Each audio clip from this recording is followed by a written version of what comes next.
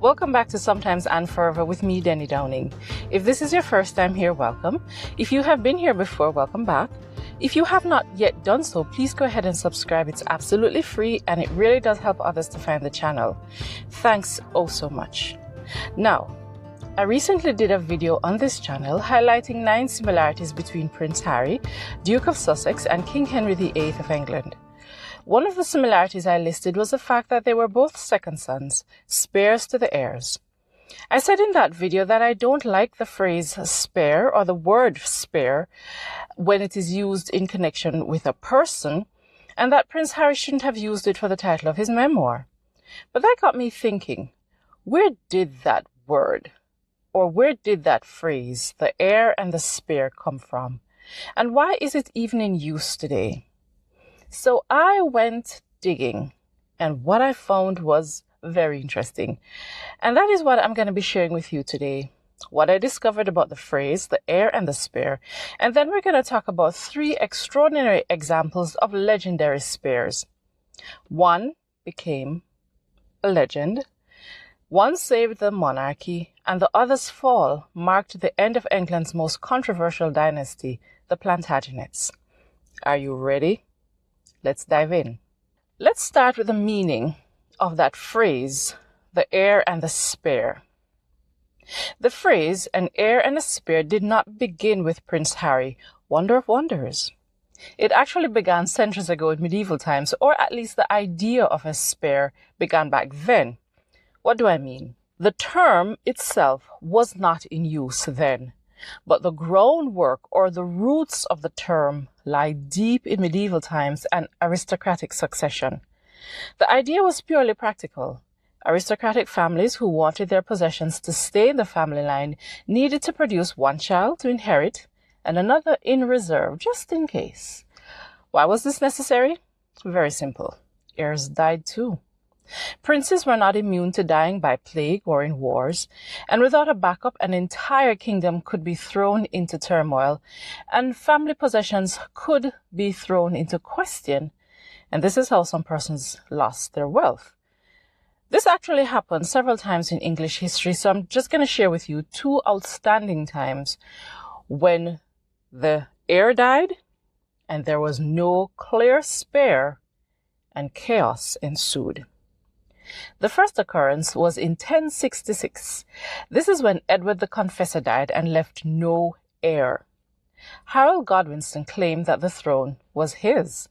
But there was another Harold, Harold Hardrada. He was actually a Viking king, and he invaded England saying that he was the rightful king of England.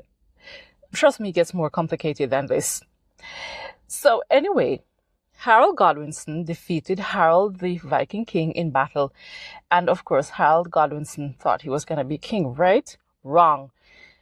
There was another person who came for the throne. His name was William, Duke of Normandy. He's better known to history as William the Conqueror. Now, here's the interesting thing. William, Duke of Normandy, he claimed that the throne belonged to him. He said that Edward the Confessor had promised it to him before he died. That is something he promised the throne. So Edward the Confessor promised the throne to William, Duke of Normandy. And now William, Duke of Normandy invaded England to claim what was his by promise. Of course, a lot of fighting ensued. A lot of people died. But William the Conqueror was victorious in the end. The country was again thrown into turmoil only a few decades later when William the Conqueror's son Henry I died, and again he left no legitimate male heir. His only legitimate son was William, and William had died on the White Ship. That's another conversation for another day, but just know that Henry I had no heir. But let me just put this in context, because what happened was that Henry I had 2 legitimate children. He had his son William, who died on the White Ship, and he had a daughter, Empress Matilda. Empress Matilda was not the heir, she was not the spare.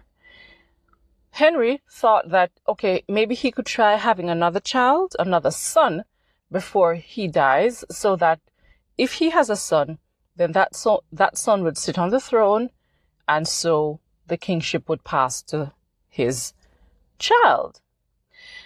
But just in case he did not have a son in time, he asked some of his barons to swear allegiance to his daughter Matilda. Matilda was, in a way, you'd call her like a placeholder, because she was not the heir, she was not the spare. But he asked his barons to pledge allegiance to her so that she could sit on the throne. She would get married. She would have a child, particularly a son. And the son that she has, then that son would inherit the throne. So whichever way, someone from Henry I's line would inherit. So if he had a legitimate son before he died, that son would inherit the throne. If Matilda had a son, that son would inherit. So he was really setting up things so that, his line would be secure. Now, this didn't really happen. Matilda did have a son, but the son was very young when Henry I died. Matilda wasn't even in the country at the time when her father died, and so she was not given that opportunity to be crowned then and there. Her cousin, Stephen of Blois, took the opportunity to claim the throne for himself. Matilda, being the kind of person that she was, and given the fact that her father had said that she should have inherited when he passed off, she decided that she was going to fight for her right to rule. And this led to 19 years of civil unrest. This was a period known as the Anarchy in English history. Now, the thing is that Matilda wasn't really accepted as a ruler. And this shows the importance of having a legitimate spare. A spare was insurance and represented dynastic contingency and political survival. Now, as we have seen, the idea of the importance of the spare goes all the way back to medieval times. But the actual phrase didn't come into use until the 1800s. It's widely accepted that Consuelo Vanderbilt, Duchess of Marlborough, used the phrase in reference to her sons. But history has a sense of humor, at least I think it does, because those meant as backups often become the whole story. So let's now look at 3 spares who changed history. Let's begin with Richard I. We remember him as Richard the Lionheart. He was the Crusader king, a warrior, a hero. He is actually Good King Richard of Robin Hood, of the Robin Hood tales, but that part isn't true because they didn't really live at the same time in history. And even if Richard lived at the time of Robin Hood wasn't a real person, so that's a whole another story for another time. But you get the point. What is true, though, is that Richard was not the one who should have originally inherited the throne of England. His older brother, Henry the Younger, was groomed to be the future king. In fact, Henry the Younger was actually crowned king by his father, King Henry II. That's another story too.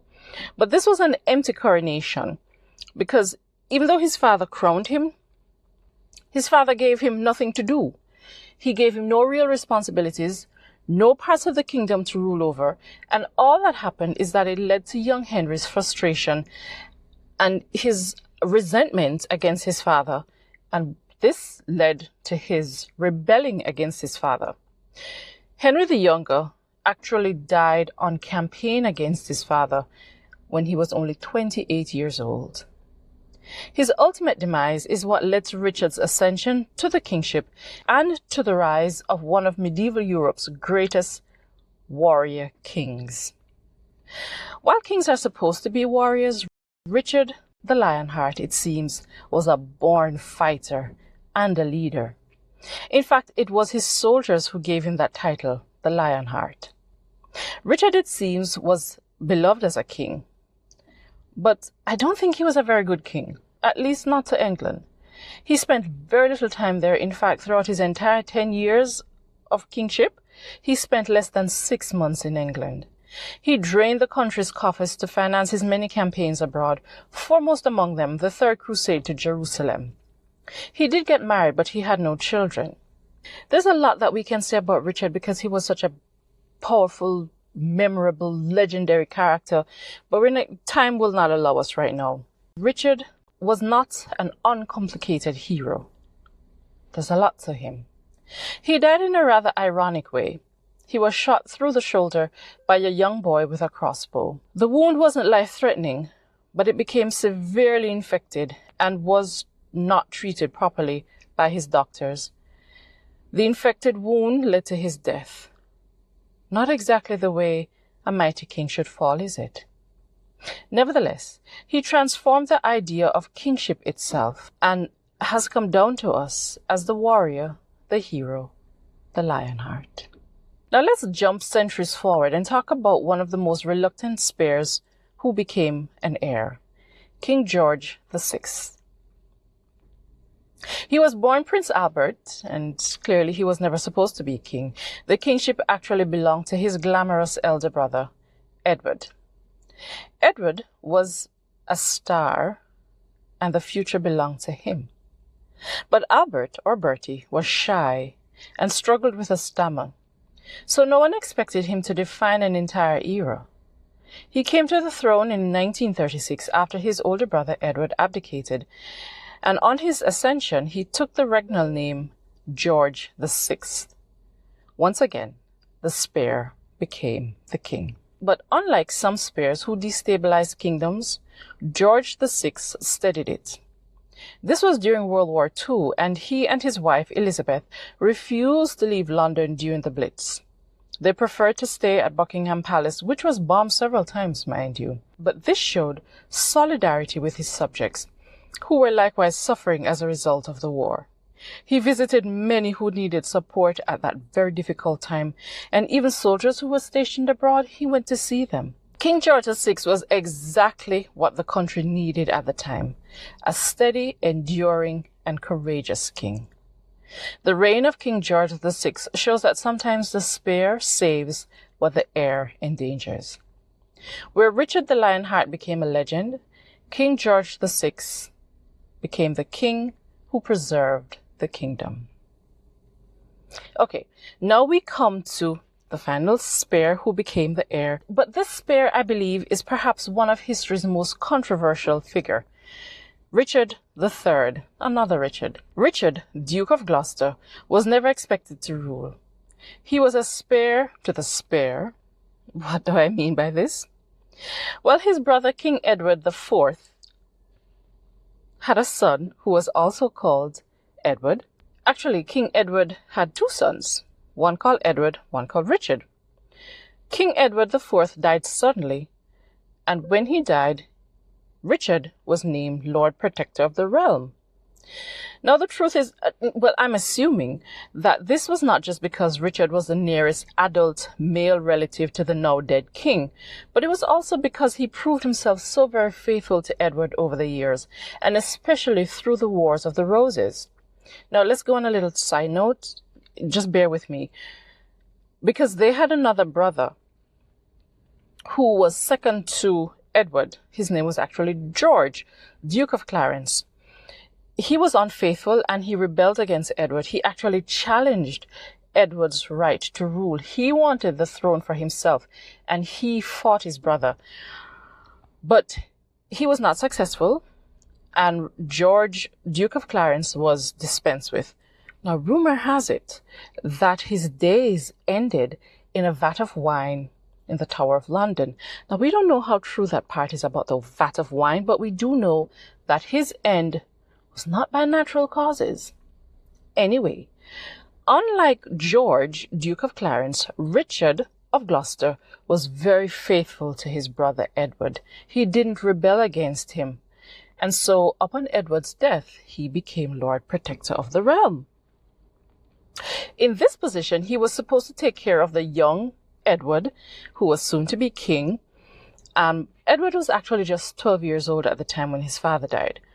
But Richard decided that he wanted to be king. I'm thinking in my mind that he was probably thinking, I don't want some child ruling over me. This is a child who does not know anything about ruling. He knows nothing about battle. He knows nothing about the people that he's going to have to deal with as a king. Why should I submit myself to a child when I have the bloodline? I have the experience, I have the maturity that's needed to rule this country at this time. Now, as Lord Protector, it was quite fine for Richard to take possession of the young king, or the soon-to-be King Edward, and that's what he and his men did.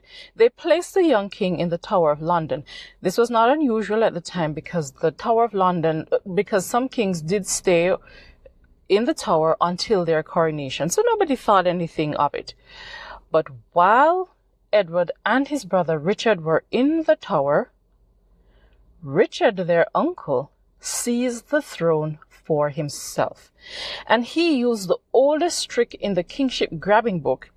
He claimed that young Edward was illegitimate.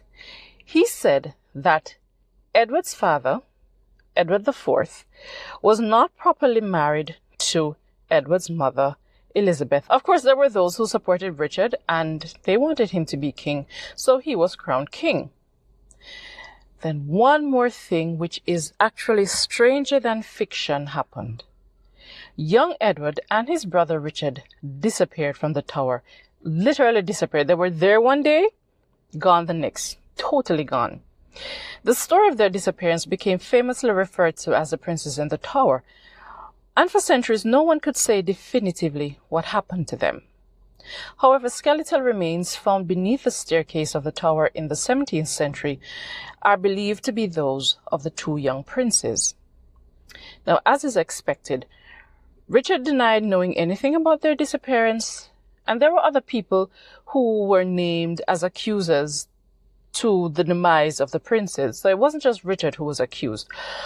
But needless to say, the disappearance of the princes caused a deep division in Richard's kingship, and it was a stain on his rulership. In 1483, a group of nobles, including Richard's longtime friend, the Duke of Buckingham, rebelled against him. The uprising failed, and Buckingham, he lost his head. But those conspiring against Richard didn't stop. Foremost among them was Elizabeth Woodville, the widow of Edward IV, and she's actually the mother of the princes who disappeared. She supported the invasion of Henry Tudor, who had a dubious claim to the throne, in 1485. And in that year, Henry landed in England with an army to seize the throne. Richard's army met Henry's in Bosworth Field on August 22nd, and a battle for the throne ensued. By all accounts, Richard fought bravely, but he was surrounded and ultimately cut down.